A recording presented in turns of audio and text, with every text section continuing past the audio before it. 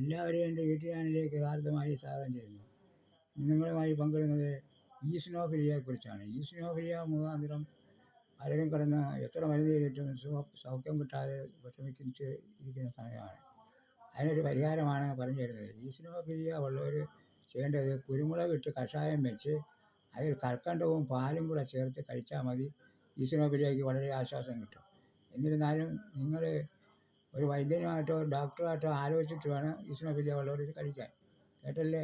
Eosinophilia ഉള്ളവർ കുരുമുളക് ഇട്ട് കഷായം വെച്ച് അതിനകത്ത് കൽക്കണ്ടവും പാലും കൂടെ ചേർത്ത് കഴിക്കണം.